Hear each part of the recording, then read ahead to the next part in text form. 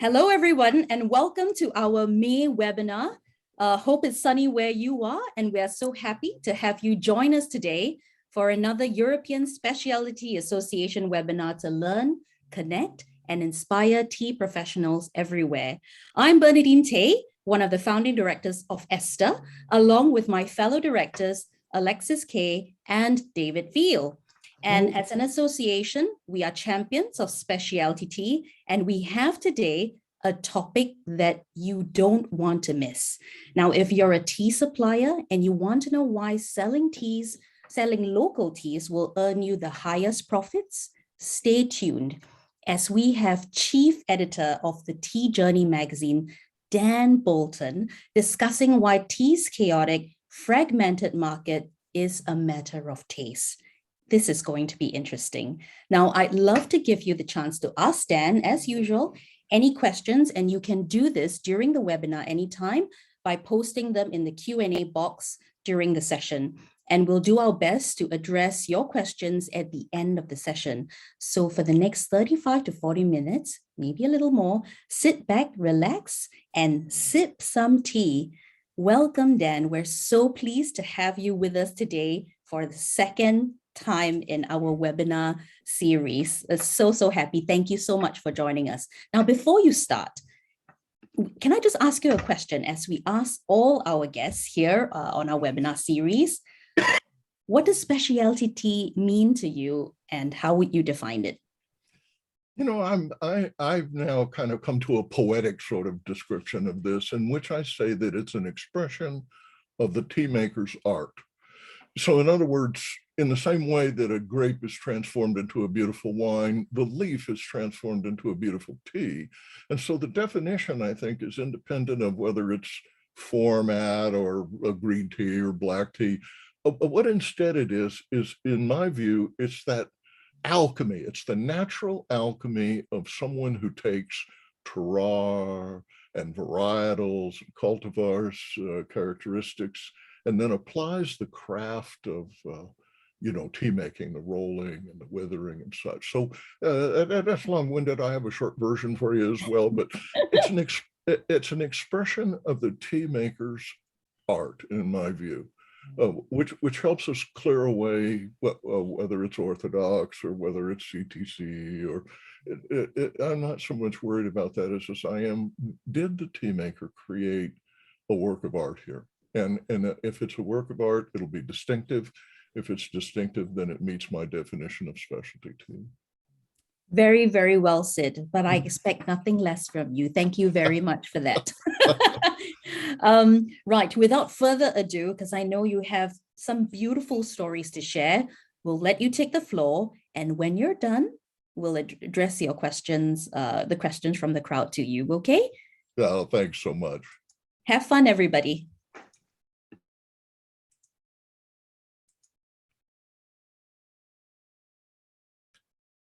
So good morning, everyone. I'm Dan Bolton, and I'm so pleased that you took the time today to spend some time with me in this conversation.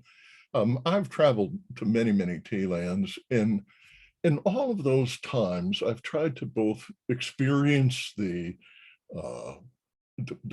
beauty of not just the tea plantations and the tea farms, but to take tea with people and to sit with them and eat the food that they eat with their tea, and to understand how they have incorporated tea into their culture. I love this picture. This is Kazakhstan, and you'll notice that everyone drinks tea from a bowl, not from a cup.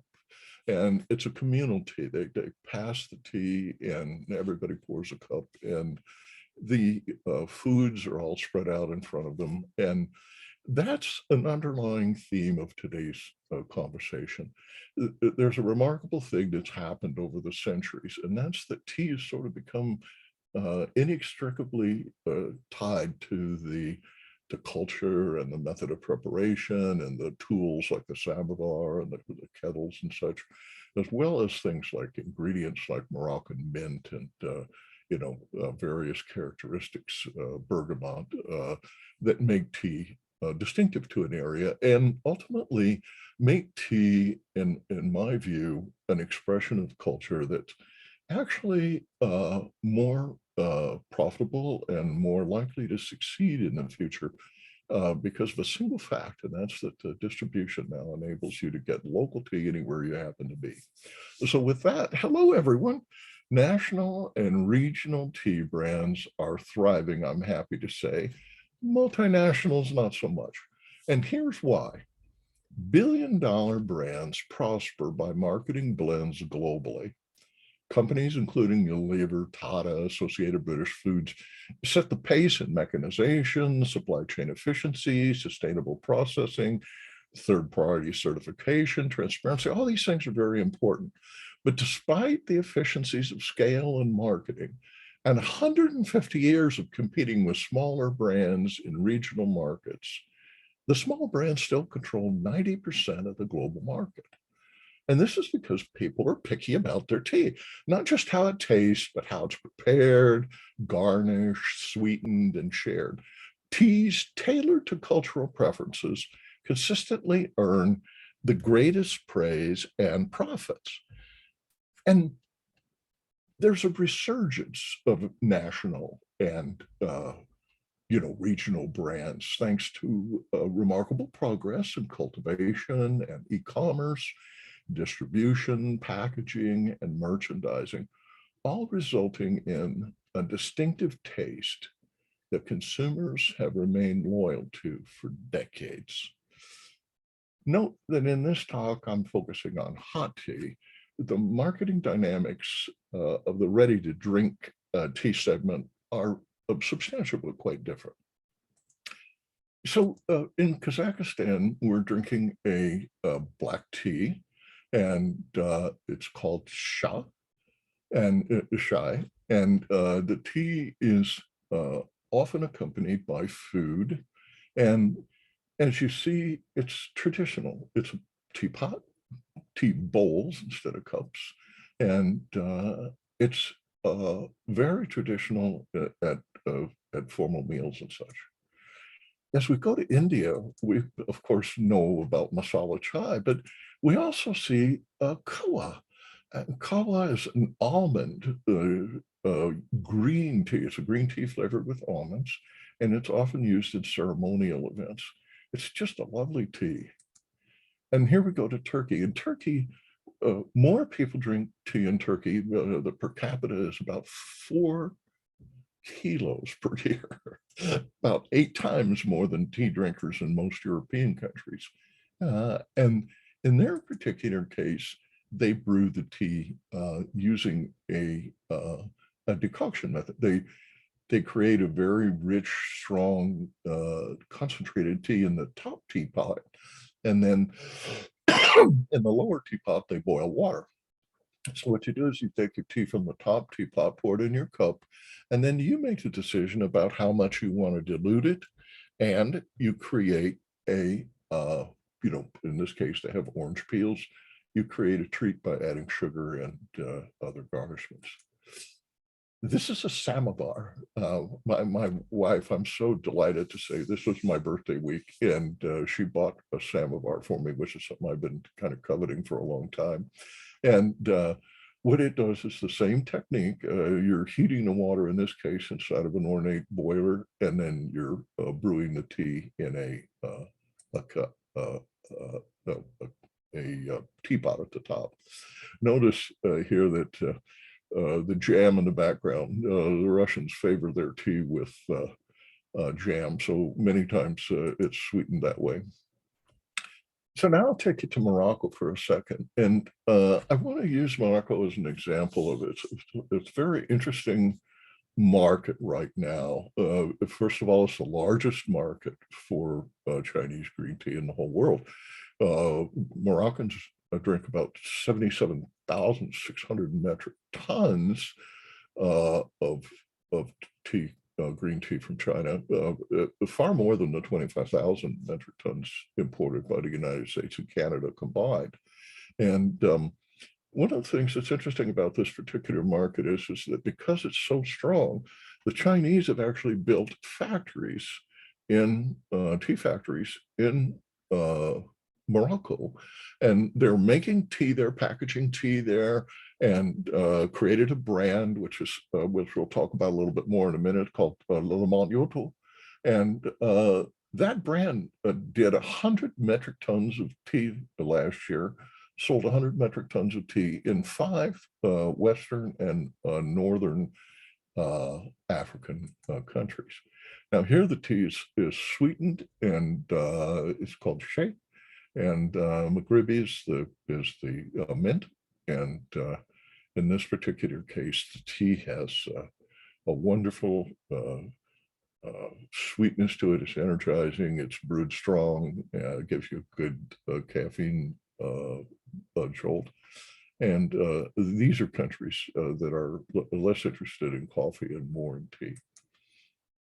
A visit quick to Pakistan. These young folks are enjoying tea in traditional British style. You see the little brown Betty there.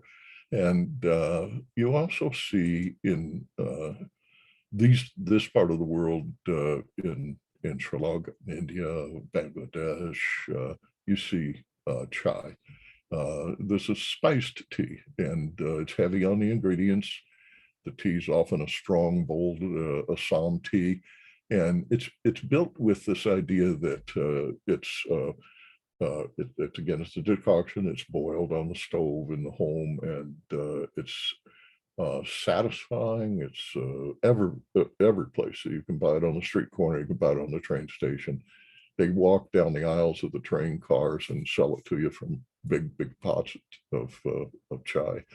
And it's built so that it satisfies you. It's an interesting, it satiates you very quickly.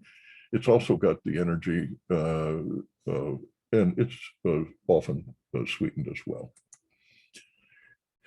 I love this picture because this is a tent, and the tea was heated on a fire outside the tent and poured. And Saudi Arabia, surprisingly, is one of the stronger black tea. This is the strongest, fastest growing black tea market in the world right now. So the brands that serve Saudi Arabia are cognizant of how the tea is prepared, and they're providing teas that are satisfying both to the culture and to the taste. So you'll see me note key takeaways every so often, and this one is simply a restatement of my little introduction here. Tea's a diverse tea culture is sort of simultaneously its greatest strength and its most formidable obstacle.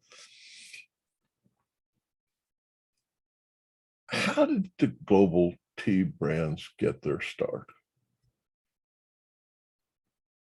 Consolidation of the tea industry, which had been widely fragmented in the early days, began with sovereign trade monopolies. The British East India Company in the 1600s, the Dutch East India Company founded in 1602, established trade routes protected by formidable navies. And during the 1700s, England mandated that all tea first be delivered to London, where it was auctioned, taxed, and then shipped to the colonies.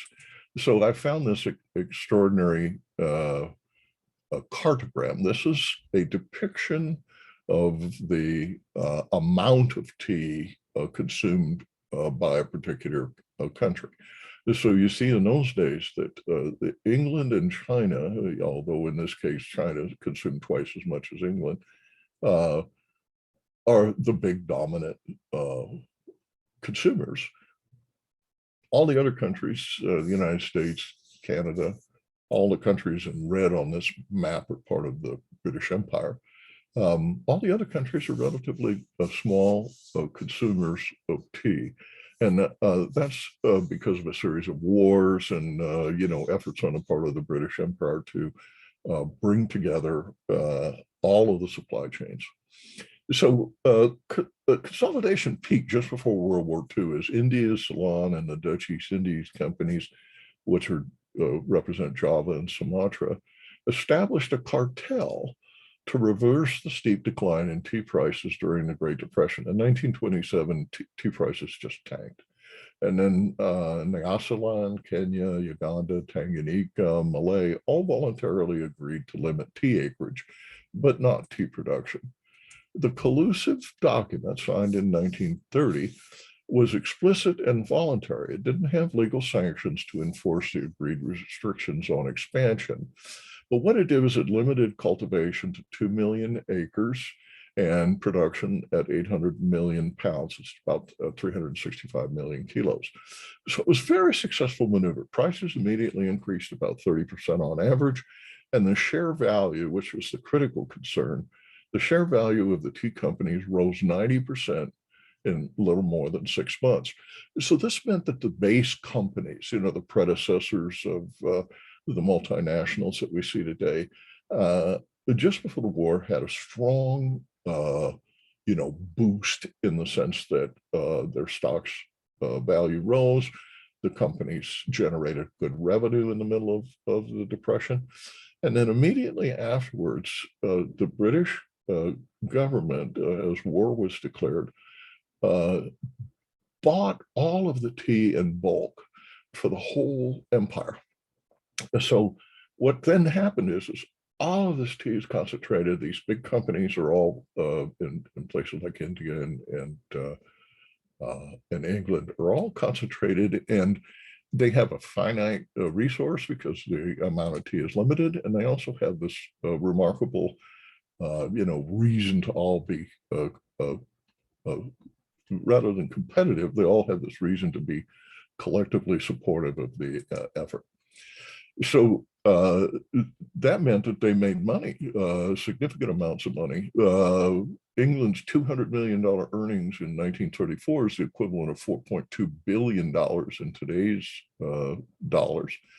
And it was a lasting benefit to the industry because innovations and, supply chain refinements all occurred in a period in which prior to this, most tea had been harvested, processed locally, brought to a market.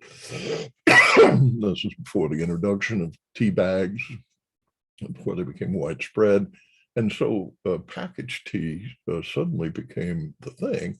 And at that time, there was a point of view that emerged, which is that we can decide for you, meaning we're the tea suppliers and blenders, we can decide for you and then produce a consistently identical tea day in and day out because of our skilled blenders and market it globally. And it took off. These brands like Tetley and Twinings and Lipton all generated lots of money for the longest period of time.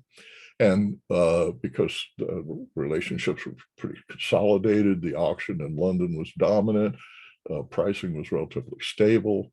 And, after the cartel was dissolved, then, widespread planning occurred. But the point is that there was this moment in time when everybody in the industry was, sort of working together on the same team.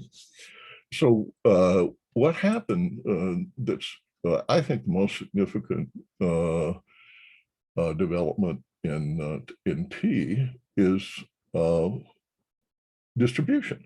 It used to be that a supermarket could control distribution, or that a conglomerate with brands dictated how the tea would be distributed. Local supermarket chains created their own brands, and there was a sense that you had to jump over a hurdle. You had to be a distributor. You had to get to a distributor and partner with a distributor, or you had to develop a relationship with like a supermarket so that they'd buy in large quantity. And what happened is that began to unravel. We now have a situation in which we've got a remarkable amount of tea circulating. There's 7.8 billion people on Earth. And tea consumption in 2022 is estimated about 6.8 billion kilos, with China alone consuming 2.8 billion. And tea drinkers today drink about 8.2 billion cups a day. That's far more than was conceived in 1934. And yet the experience of drinking tea remains much as it was in the powdered tea mocha days of the Tang dynasty in the 600s, and the steep tea praised by poets during the Song dynasty that ended during the 1200s. In the past 1500 years, the most significant change in tea is global distribution, which affords anyone anywhere on earth access to the tea lands, including direct delivery from single estates. So you see, the old supply chain had several different, components to it, and now we see the supply chain producing what they call D2C. It's direct to consumer shortcuts. So beginning in the 1950s, the popularity of tea bags propelled vertically integrated monolithic ventures seeking to establish a one-size-fits-all global brand. And the widespread adoption of CTC processing power actually propelled Lipton Yellow Label to the enviable position as the best known and biggest selling branded tea, with sales exceeding 3 billion euros a year. It's like 3.6 billion US dollars. The Lipton that was founded 150 years ago in Glasgow, Scotland, is now available in 110 countries. But tellingly, not in the UK, where regional brands like Yorkshire and Berries and PG Tips prevail. It's apparent that while lucrative and widely available, Lipton, Twinings, and Tetley Tata Tea have failed to convince tea drinkers that uniformity, consistency, and convenience eclipse local tea culture. So here's a business insight. How we shop for tea has changed significantly. E-commerce accelerated during the pandemic, driving record sales of packaged foods, and it encouraged at-home consumption, and distribution expanded. There's a lot of conversation about how jammed logistics are right now, but the truth is things like distribution of the pandemic vaccines, created air corridors between different countries, lots of innovative things, including a substantial amount of cold storage, which makes it very practical for regional brands to sell direct to consumers, utilizing last mile delivery, which is managed by efficient service providers. So your Amazons and such like that, the DHL Amazon combination, the DHL UPS, FedEx.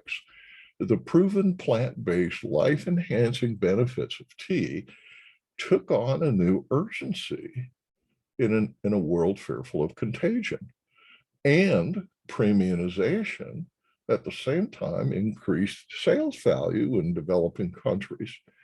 So in producing countries, tastes are changing at the village level as rural populations that favor unbranded tea decline.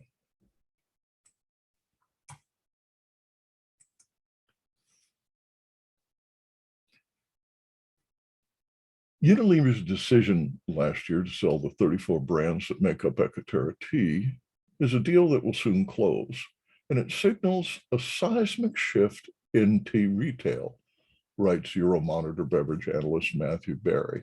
The sale, quote, will further accelerate the key long-term trend in the competitive landscape of global tea, fragmentation. In the future, the key players in tea will be regional or national, and there will be little direct competition between them.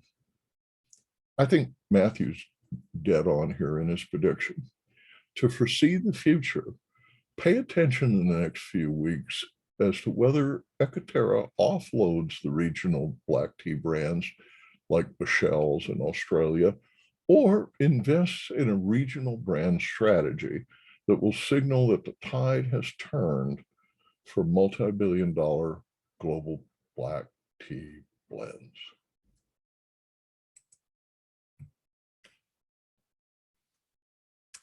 So what replaces them, or what simply fills the vacuum? And the answer is authentic brands. The global tea market will generate an estimated 230 billion in sales this year, a total expected to reach 267 billion by 2025. 5 companies and their associated billion-dollar brands dominate the packaged segment, but combined, the sales of the largest companies amount to only 9.5% of the global market. Ekaterra Tea, with its Lipton, PG Tips, and Tazos, now the largest brand by volume and value. Tata Global Beverages is next, Associated British Foods with Twinings. Then Unilever, which retained many of its Indian holdings, and so some of those in Asia, with Taj Mahal brand. Nestle with its Nestea, and in Japan, Itoin, which is both an RTD and dry tea supplier, all report annual turnover greater than $1 billion. So this is an interesting photo of one of my friends in Moscow took this picture. It's the tea aisle at a suburban Moscow supermarket in February 2022.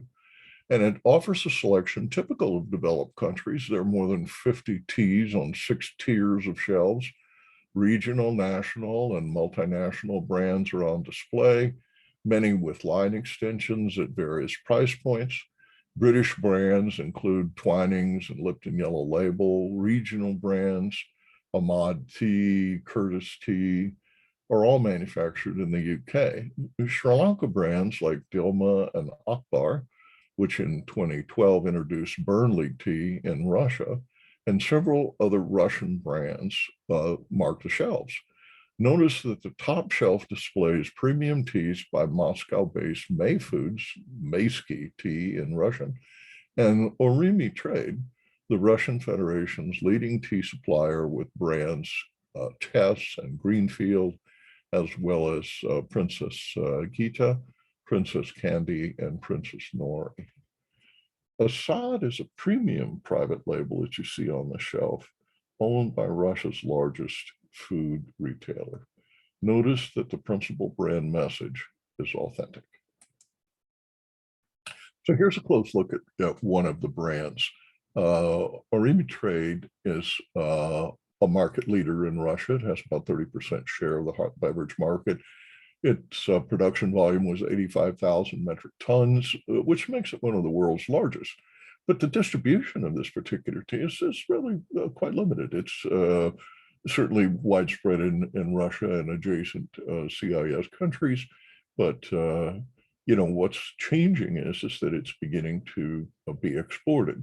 So Orimi is a perfect example of what I'm talking about. It's a tea that has real roots. It's a tea that's very well known in its native lands. It's a market leader in Belarus, Moldova, and Russia, and it's got multiple brands. It's one of the 400 largest Russian companies and among the 200 largest privately held companies. It's founded in 1994, so it's a new brand, relatively speaking, in St. Petersburg, where it brings in several thousand tons of tea a month. And here's its competitor. This is Maysky Chai, May tea. It's second in the Russian market with about a 20+ share and the best known brand according to consumer surveys due to its marketing competency. It's a division of May Foods, one of the largest food companies in Russia. And what these guys do is import hand-picked teas at plantations in India, Sri Lanka. Russia's an Orthodox tea drinking country. So what you see there is teas from Sri Lanka, for example, is the biggest supplier. Or Orthodox tea grown in India and also in Kenya, and then a sizable amount of Assam tea. Maysky imports about 20,000 metric tons of Orthodox tea annually. So before we delve deeper into why regional brands are thriving, let's take a minute to review the big picture. The most populous countries drink tea. The wealthiest countries drink coffee. Caffeinated hot drinks are immensely popular. Tea and coffee consumption has rapidly grown for decades. In 2012, global consumption was 4.9 billion kilos. A decade later, consumption increased to 6.9 billion kilos and is estimated to reach 7.4 billion kilos in 2025, according to Statista. Consumption varies widely in Europe. The Irish lead, drinking more than 3 kilos per person. 84% of the British population drinks tea or herbal infusions. Together, they consume about 100 million cups daily, compared to the 70 million cups of coffee consumed there, according to the UK Tea and Infusions Association. In the US, tea can be found in 80% of American pantries, but only 23% of Americans drink tea daily. Per capita consumption is around 8.26 gallons. Coffee in the US recently achieved a modern high point, as 66% of Americans now drink coffee daily, more than any other beverage, including tap water, and up by 14% since January 2021, the largest increase since the National Coffee Association began tracking data in 1950. You see in this document the relative concentration of tea countries versus coffee countries, the volume difference. It's not double, but it's significantly higher for tea. And you also see the distribution of tea in Asia, which is reinforced by this image of global tea production. Production grew by about 61% between 2000 and 2014, and 3/4 of that growth is in China. So you can see China is the dominant producing country in the world. Kenya is significant. India is definitely about 20%. But China is not only dominant, but growing.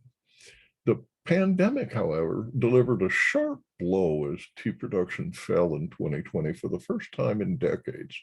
Weather conditions were mixed during the first 2 years, and tea estates in many major producing countries, including India, were closed because of coronavirus restrictions. Performance in 2021 was generally much stronger, growing to an estimated 2.7%, but expect weaker growth in global tea production overall this year, around 2.3%. Tea is grown commercially in 48 countries, but half of the increase in 2022 is likely due to higher tea output in India. The Economist Intelligence Unit predicts that, quote, tea output growth will be firm in both the world's largest and second largest producing countries, China and India, but this will be partially offset by a sharp fall in output in the world's third and fifth largest tea producers, which is Kenya and Sri Lanka.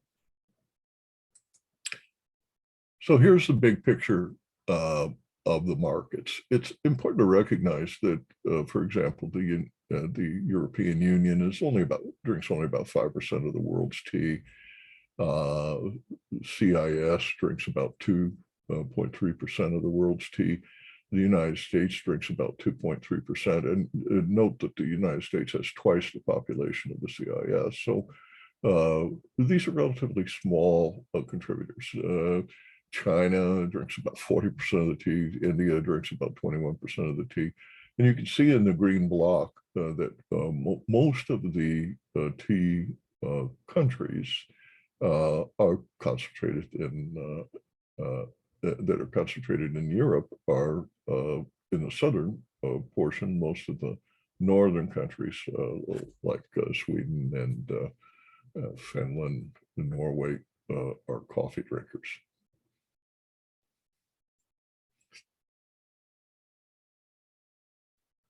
The global tea market's going to generate about $207 billion in 2022, rising to about $267 billion by 2025. China drinks about 100 million, spends about 100 billion on tea, 43 billion of that on wholesale. And Europe accounts for about 20 billion in sales, spending about $24 per person per year. Herbal teas generate about $3 billion, but in emerging markets, black and green tea dominate.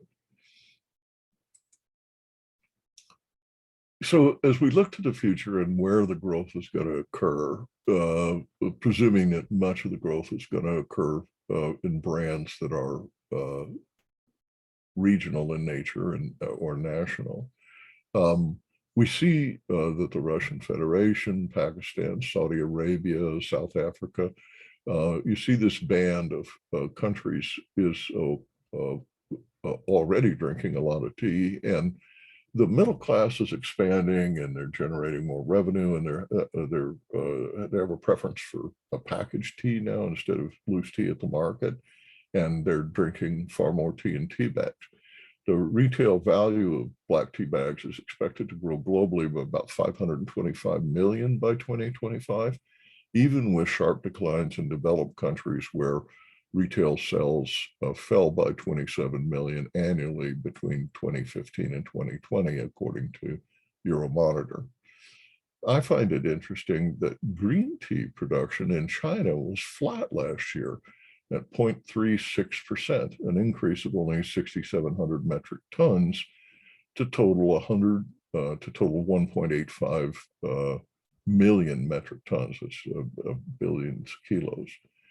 Black tea continued its growth spurt to 435,000 metric tons, increasing by 7.5% compared to 2020.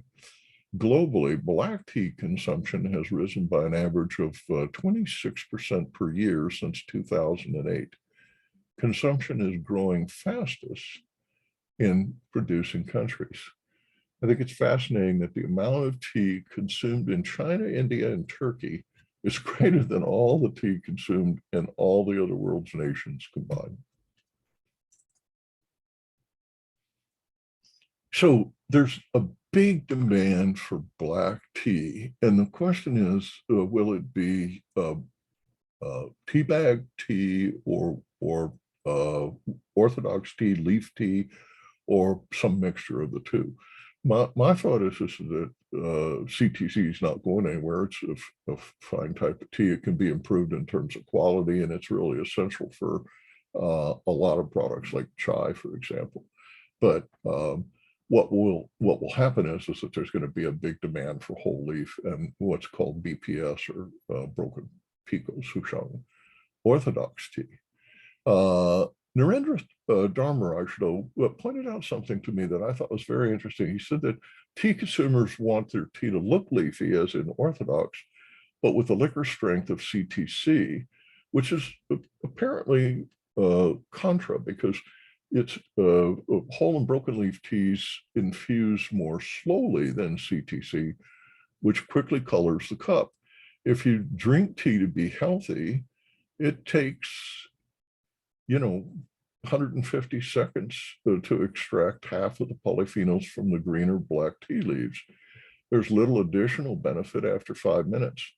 If you drink tea for the caffeine boost, you get 17 milligrams the first minute, 38 milligrams after 3 minutes, to a maximum of 47 milligrams after 5 minutes.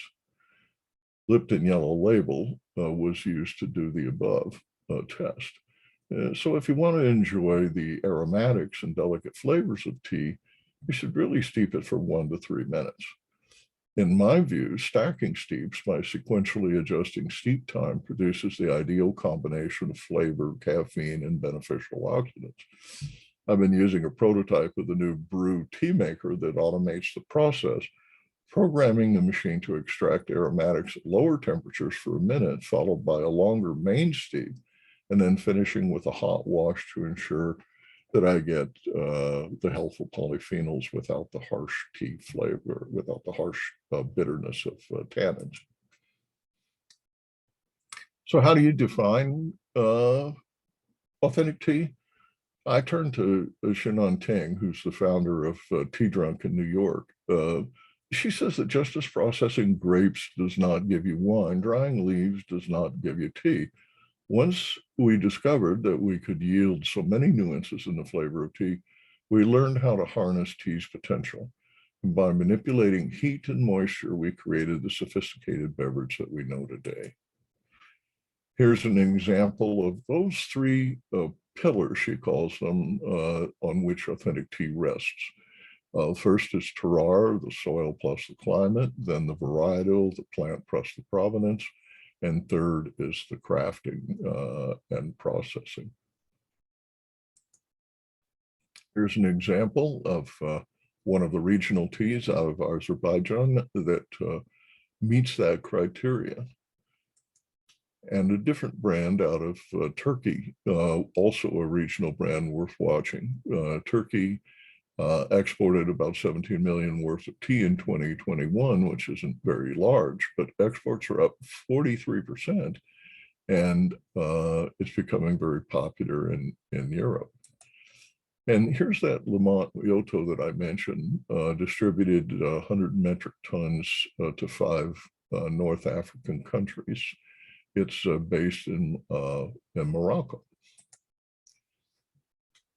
So I feel that clean tea, as an expression of the tea maker's skills, will experience unprecedented recognition and profits. Awareness and respect for culture are intuitive for brands well-grounded at origin. Multinationals led the way by marketing tea as energizing and helpful, citing meaningful research that overwhelmingly attests to the science-based benefits. Large ventures have since championed sustainable tea production, regenerative agriculture, and financed the growth of third-party certification. The multinationals have contributed enormously to the tea industry and will continue to thrive. But the pandemic reminded tea drinkers of its calming, stress-reducing benefits and how tea enhances mindfulness and clarity, and how enjoying a cup at home is a pleasure that few will, that more will embrace. So I'm ready for questions. So one of the things that's on everybody's mind is the differentiator in the tea markets between the differentiation in tea markets between orthodox and processed teas.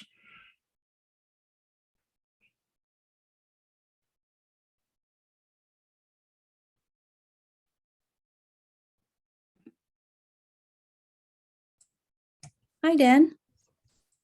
Hey, everyone. Hi. Sorry, is is that the end of your presentation? I just wasn't sure. Yeah, it is. Although I'm going to take questions, of course. Oh, fantastic. First of all, thank you so much for that fascinating insight. Always wonderful to listen to your theories and backed up with stats as well. Also, happy belated birthday. We didn't know it was your birthday weekend, so I hope you had a good one. The thing is, you know, every culture drinks tea, isn't it? But just Yes. different types. And if you know the type of tea a culture drinks, you're more likely to make better connections with them. And that is the wonderful, really the wonderful thing about tea. It can teach you so much about history, arts, and culture. Before everyone has questions, because I think I'm sure, please everybody, if you do have questions, don't feel shy to put it in the Q&A box below, and we'll be happy to address that with Dan. But, you know, as Esta, we see so many new tea companies wanting to join and wanting some direction on how best they can, you know, start a company that would be successful. And with this information, what advice do you have for the curation or concept? You know, and can you give them some advice based on this knowledge? Yeah, there is two theories that are both have merit. One is let's make the tea for the customer. Let's make the tea for the market. Let's ask the market what they want, and then we'll make tea for them. So the folks down in Australia are making nitrogenated tea in tin cans, which are sold at bars and are a wonderful innovation. It's a low alcohol alternative to drinking beer, but it has a foamy head. And it's the kind of thing that's going to be successful because there's a drinking occasion that calls for a non-alcoholic beverage that's nicely suited to tea. And, now you've got a manufacturer down there who's producing the tea and it's catching on. So do you build the tea for that, slice of the market, that drinking occasion? Or do you do what I've just been talking about today, like, for example, Orimi or Azerbaijani tea? What they're doing is they're saying, we're going to be true to our roots. We're going to use the cultivars, that work well with our, terrain, our terroir. We're going to use the skills of the local tea makers to, bring out those characteristics. The best example 2 weeks ago was a Seimadori. It's a Seimadori sencha out of Japan that sold for almost 2 million yen at the first auction, at the Shizuoka auction. And Seimadori is a kind of a new, interesting, sweet, not grassy tasting cultivar. The sencha was so beautiful. The needles were so tight, you could so address with them. And the tea itself was beautifully made. So it was an example of what I've been talking about. The craft was evident.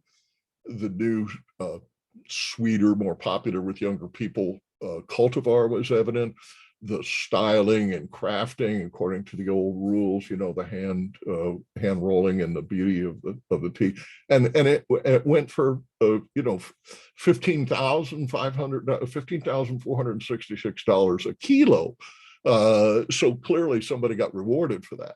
So that's the other thing to do, is to just be who you are, what you are. Be true to your Kazakhstan or Afghanistan or Pakistan or Indian or Sri Lankan regional preferences, and then recognize that the marketing and distribution have made it possible for you to be who you are, be proud of what you are and what you do, and then market that to people all over the world who are looking for a different experience or looking for teas that are different than what they find on the local shelf. What I don't think is going to work real well is a cookie cutter is saying to the world, well, this is the tree that this is the tea that you'll drink. And Lipton recognizes that. There isn't a Lipton yellow tea. There's 17 different blends of Lipton that are used in different cultures, different circumstances. They're designed with different blending components, and they're tailored to the market because they want to make sure that the tea that arrives in the market has to taste good, regardless of whether it's an authentic tea or it's an innovative new tea. So the advice you give to folks, I think, that's sound, is to, first of all, really find a differentiating characteristic of your tea. Don't just duplicate what everybody else does. If you're not going to be innovative and do something new and interesting, it's not going to work, because you're not going to have authenticity going for you. You're not going to have a good brand story. You're not going to have the benefit from marketing, social media marketing, where people talk about your brand and amplify your marketing dollars. So be true to yourself, find out what you feel is really an authentic expression of your creativity as a tea maker, and then make decisions about how you're going to market it and how you're going to distribute it after that. Well said. Thank you very much. Authenticity is key to produce good quality for your customers. Just before I move on to a question, Virginia Lovelace has actually asked, what is the name of that Japanese green tea that you mentioned? Yeah, it's called Sei, Saemidori, Seimidori. And you can read my articles about it on TBiz podcast. I also wrote for Stir magazine. There's an article in Stir magazine. And, the podcast last week featured the TVS podcast. I'll give a plug here for my stuff. Please subscribe to my stuff. It's free. And there's a lot of interesting things there. And you'll be joining 25,000 other people who, listen and visit the blog every month. So it's really great to see my audience and kind of express myself visually. But at the same time, lots of this data is, rich data, many, many articles in the magazine and in the blog. Fantastic. Plug away. That's no problem at all. Okay, I have a question from Alexis. She says, by the way, great presentation, really interesting. It's really strange that the wealthiest countries choose coffee as their preferred beverage rather than tea. Now, have you any idea why, or any suggestions as to how we can reverse this? Yeah, there's two things. Geography plays a big part. You'll notice that the coffee drinking countries, with, let's say, the exception of Brazil, are northern countries. Coffee is consumed at a higher temperature, and it's, higher caffeine. So you have, the Norway, Denmark, Sweden, Finland reality, as well as the US and Canada. So having said that, I think it's important to note, like in England, for example, there's a lot of conversation about how England is a coffee country. Well, England drinks 70 million cups of coffee a day. That's great, but it drinks 100 million cups of tea. So I don't know if it's a coffee country yet. I think what happens is you look at the demographics. So for example, younger people, 87% of millennials drink tea, but they also drink coffee. So what you see instead is an interest in specialty hot beverages, which are often herbals, green teas, traditional black teas, a sizable amount of crossover teas, things like bubble tea and chai. And then you also see a strong interest in, mate is catching on. There's a good argument that instead of a coffee shop or a tea shop, that you want to be a specialty beverage shop that offers hot beverages, or one that offers cold beverages. And I think that that may be very good advice for retailers. Thank you very much. Okay, so the questions are coming in swift and fast. Next one for you. So sorry, it's kind of a machine gun approach. Nigel Milligan, she says, thank you, Dan, a masterly discourse and much food for thought. You passed over the instant tea and RTD segments. These mainly use industrial tea extracts, virtually devoid of style or quality. Now, with a rapid expanding world population demanding ever more tea, where do you see these industrial teas going up? Up market or ever downwards? I see it dividing in the same way that the tea market, the dry tea market's dividing, Nigel. You're going to have, China, for example, is the largest RTD market in the world. No question that they're going to shift and drink a lot of iced tea, and, they're going to drink tea more of the Itoin quality, high quality tea, premium quality tea. Itoin a couple of years ago actually produced a first flush limited edition bottled green sencha, which captured that amazing first moment of the tea season beautifully for just a limited amount of time, and then they charged a premium price for it, and that was it. It was gone.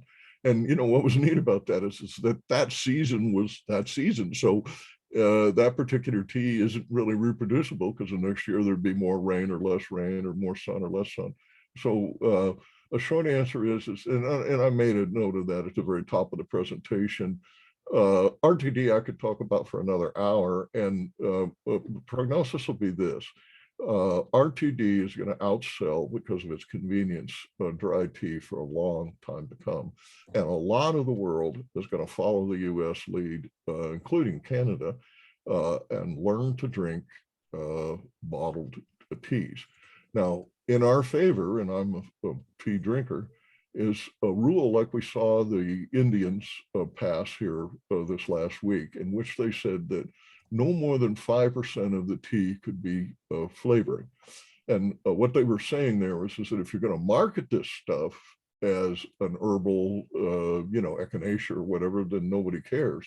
If you're going to start calling it tea, then you can't make it, it's not tea if it's made with mostly other stuff.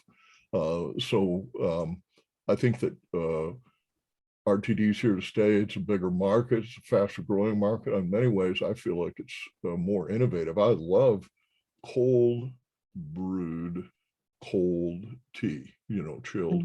And I make what's called flash brewed iced tea in the kitchen all the time, because there's a moment when you first drink that tea where it's poured over ice, where it's just so thirst quenching and so good that it just beats hot tea that day, especially, when it's 40 degrees C. It was 143 degrees Fahrenheit in India 2 weeks ago. 143, that's pretty hot. So I think that, as climate change affects the world, there's going to be a greater interest in quenching thirst than there is going to be in heating. Although it's absolutely true that drinking hot tea cools you during the summer because it makes you perspire. Thank you very much. Okay, so Knut has a question for you. If demand for artisanal tea will grow and take a larger part of the tea market, does that mean that we should expect the price for tea globally to go up, since the CTC drinkers will start drinking more orthodox tea, which is more costly to produce? That's right. The conversation Will Battle had with you a few weeks ago is really instructive. It's hard right now for the people who are making higher quality teas to get all the certifications and, with the higher cost of production, make a profit. But the differentiator here in the market is how much of the tea dollar goes to the farm. So Joydeep Pakan the other day published a little study that showed that 1 to 3% of the retail price goes to the farmer, 53% of the retail price goes to the retailer, and 33% of the retail price goes to the blender and the distribution side there. So 86% versus 3%. Says that the end of the supply chain is really benefiting and not the front of the supply chain. And I think that as you make an argument that something's premium, I think you could tie that through transparency to origin and make the point that if the farm gate price isn't coming up, then it's not really a premium tea. It's it's a tea that's exploiting the work of people, and it needs to move in the other direction. Thanks, Dan. Okay, Stefan has asked a question. In most tea drinking countries, tea is a lifestyle, but in North America, tea is a lifestyle brand that seems to have connections to individual desires of health, fitness, relaxation, etc. This seems focused on specialty teas that individuals choose for their specific benefits that can change day to day based on desire. Do you agree with this? And if so, how do you see the market developing based on these ideas? What happens in the developed countries is we have a very highly competitive beverage market. We've got not hundreds of brands, but thousands of brands. And we don't have a dozen categories of drink. We've got 17 different kinds of juice and 20 different kinds of coffee and 25 or 30 different kinds of tea.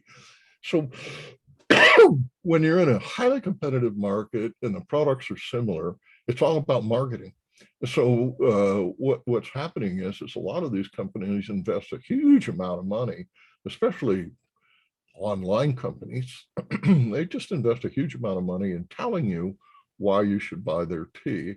I think the money's better spent by explaining why their tea is distinctive and what the tea brand story is. But in either event, in the developed markets, because of highly competitive nature, you have to create excitement and enthusiasm. And boy, the pandemic sure spurred that along, because an enormous number of people felt better drinking tea during the pandemic, and really came to appreciate it as an at-home beverage. And I think that'll stay with us, but they're not going to exclusively switch to tea. They're going to continue to drink coffee first thing in the morning, and they might even experiment with yerba mate. They'll definitely have different kinds of iced teas and bottled teas throughout the day. Yes, indeed, because after all, everyone's addicted to a certain habit, isn't it? So you're not going to shift away from it just like that. Right. Okay, next question from Dr. Sazier. It was a very useful presentation for me. Thank you so much. You are someone who follows the world of tea industry very closely. How would you evaluate the change in consumer preferences around the world based on your experience? For example, 50 years from now, how will the tea products in the market change? Thank you. The most significant thing that's driving change there is consumer behavior. And consumer behavior is closely related to how much money they make in their home, in how much their household income is. So what'll happen is that people who taste good tea consistently want to taste more good tea. They don't go down the ladder, they go up the ladder. If they start with a commodity, low quality, RTD extract, and they learn to drink tea bags and pyramids, and they learn to then, make broken leaf and whole leaf teas, they just continuously move up.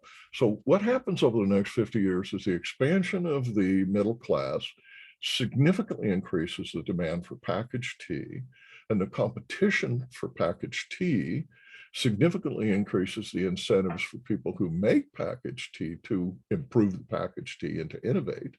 And what we see is a healthy spiral there, because now more people get the message, that tea's healthful.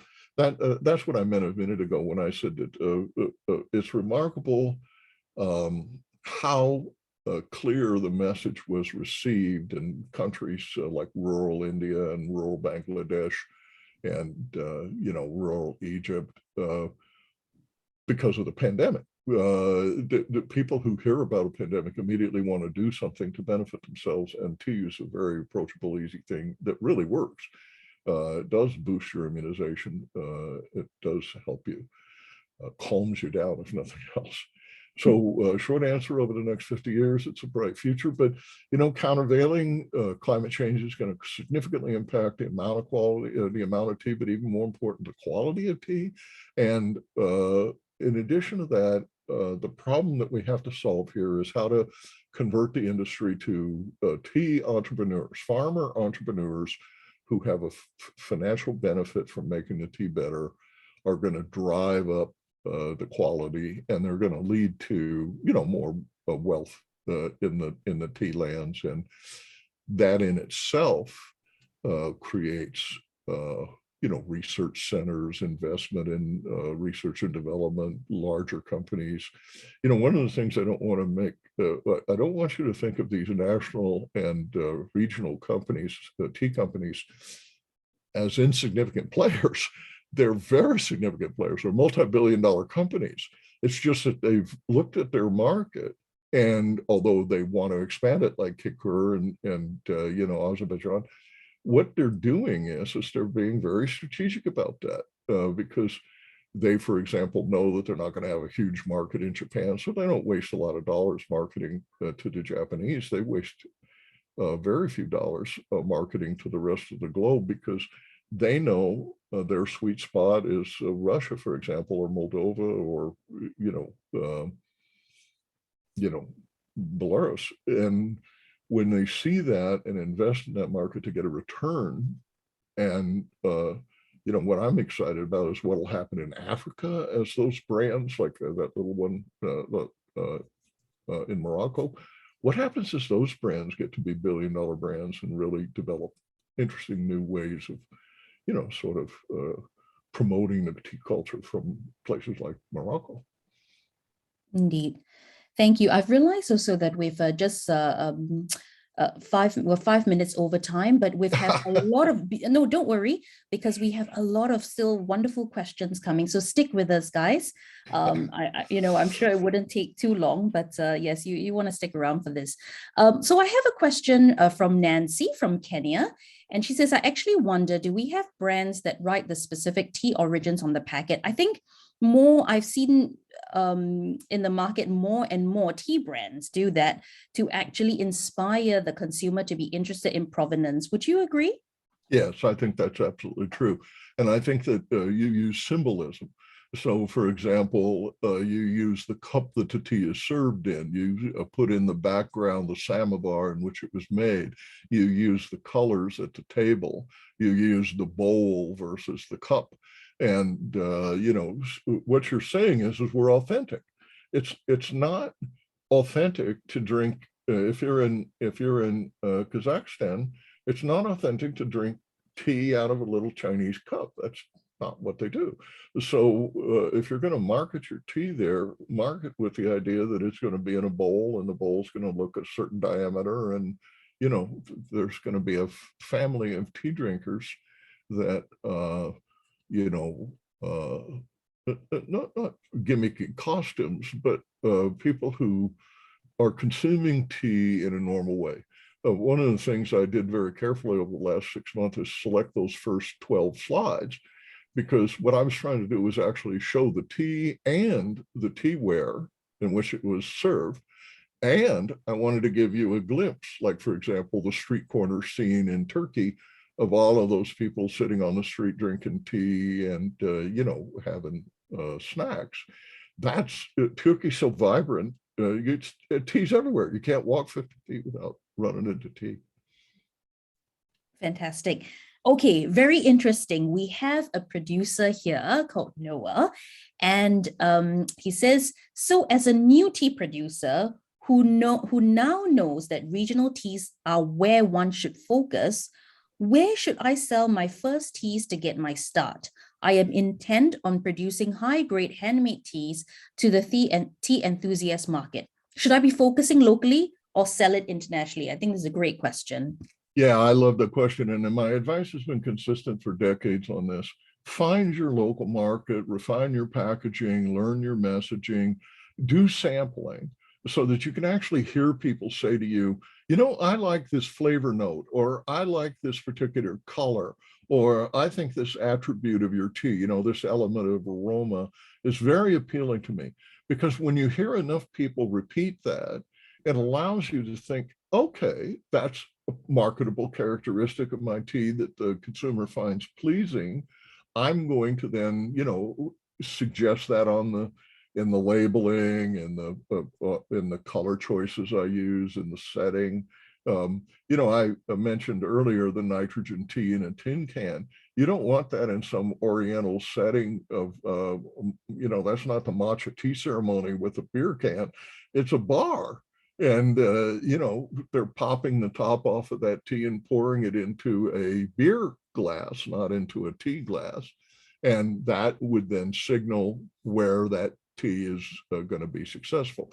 So my advice then is to find out what are the icons and the colors and the signals that, best represent your vision of the tea, made authentic by agreement with the tea maker. In other words, the tea maker's final product has to be consistent with that messaging, and then go ahead and expand internationally.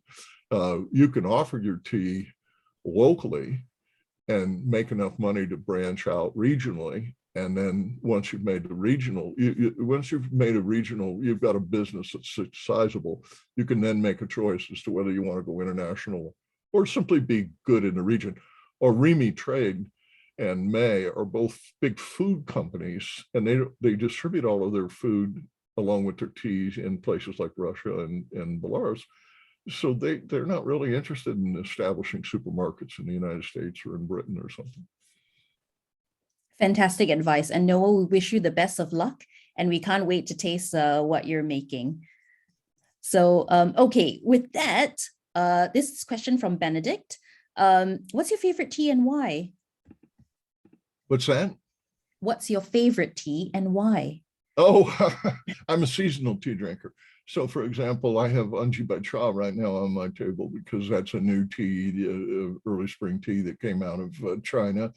I just delight in it. I'm drinking sencha from Japan for much the same reason. And I'm curious about that same Midori. I've never tasted a sweet as opposed to grassy Japanese sencha. So I rode ahead and got some.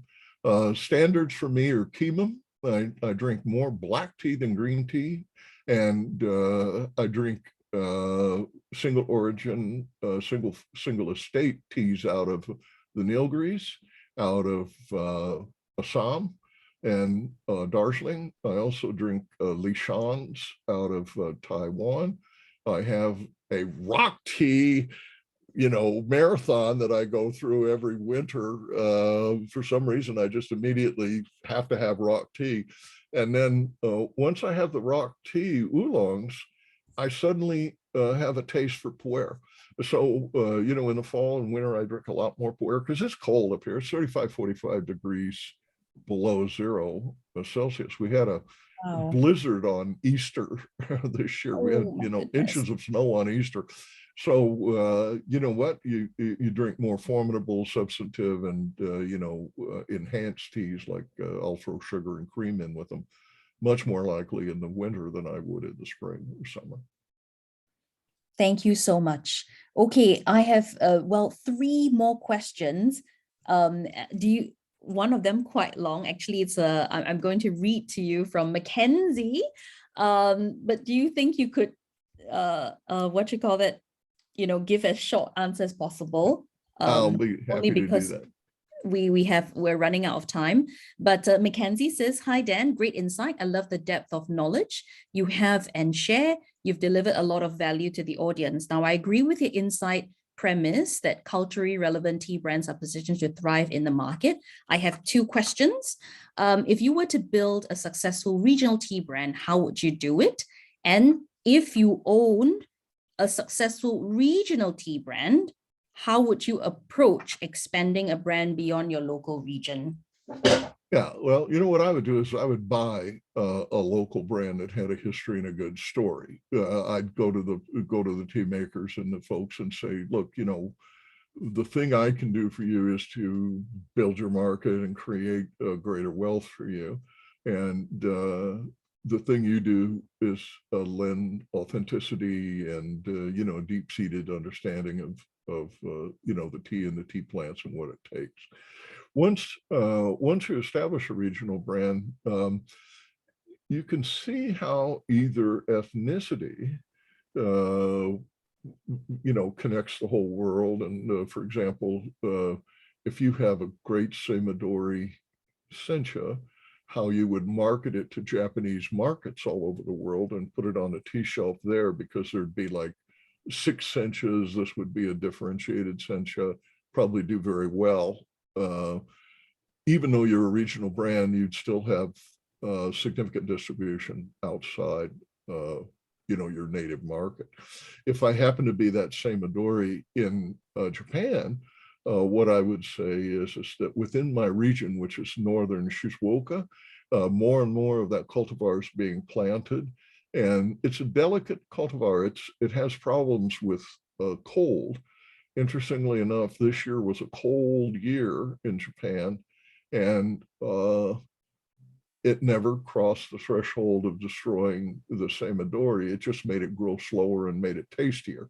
So that kind of thing is what you say to the market that is in your immediate region, and you'll sell a lot of tea that way, because they're already sencha drinkers. So you're explaining to them why this particular sencha just rocks. Thank you so much, Mackenzie. That was a really, really good question. And thank you for your answer, Dan. Okay, so from Alexander, the question was, there are current tea auctions, but they have limits on who can trade. If local producers, such as in Laos, want to make their auction, what is the best way for it? Well, first you have to make the decision whether or not you're going to produce containers full of tea, right? Because auctions favor bulk bulk sales. So if you've got thousands of hectares or at least hundreds of hectares and you're producing millions or hundreds of thousands of kilos of tea, then auctions are a useful way for you to sell your tea. It's an efficient way of selling your tea. But I think that most regionals are going to choose to use local markets first, and then hypermarkets because they went ahead and invested in packaging and put it on the supermarket shelf for at-home consumption. They're going to have a relationship with food service so that the tea is popularized on menus and is available for takeout and delivery within their market. That's where bubble tea has excelled amazingly around the world. And then I think that the branding, as we discussed earlier, if it's authentic and if it's effective, is then going to multiply the effect of is going to multiply sales and give you the leverage you need, the resources you need to to broaden. Indeed. Okay, last question of the evening is from Walter.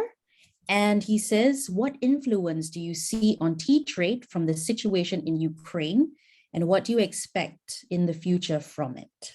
Yeah, I'm so glad you asked that, Walter. I appreciate it. Here's a kiss to Walter, my friend.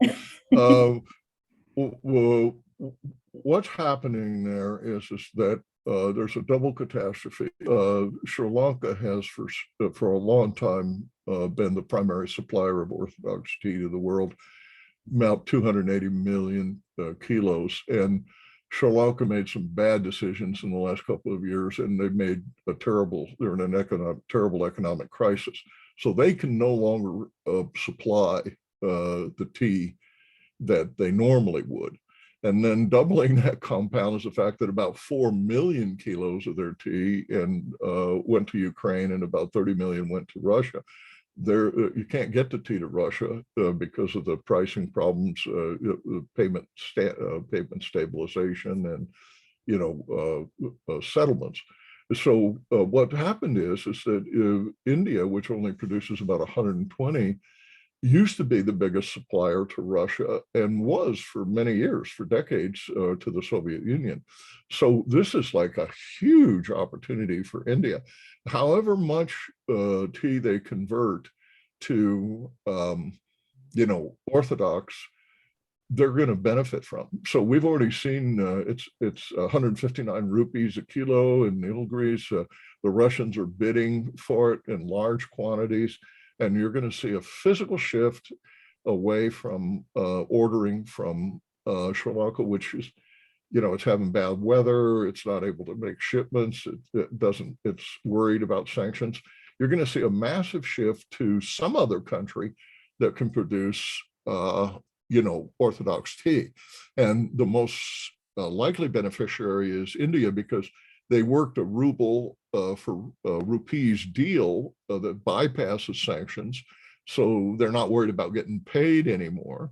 And I was talking to some Russians this morning who were saying that they're actually decreasing the price of their tea in the market now because for the first time they can see some clarity instead of, a ever rising, inflation driven ceiling.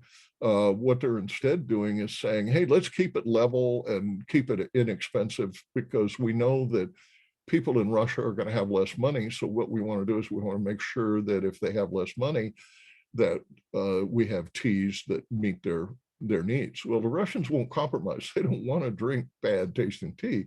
So whatever the compromise is will be leafy, BP probably. And it's going to come out of India. And because the Indians have chosen to, kind of ignore the sanctions, what you're going to see is just that the Indians actually get paid and everything works for them. A big question in my mind is how much Kenya wants to do with that, because a lot of growers in Kenya can produce leafy tea and they have very reasonable prices. So my guess is that that will happen. What surprised me is that leafy tea producers in Azerbaijan, for example, don't see Russia as a very helpful market because they get much better rates locally. Mm-hmm. Oh, that's very And interesting. that's a perfect example of why an authentic tea is sustainable and powerful, because even though you can make money exporting it, it's just like the Chinese never export. They export 7% of their tea. They drink 93%.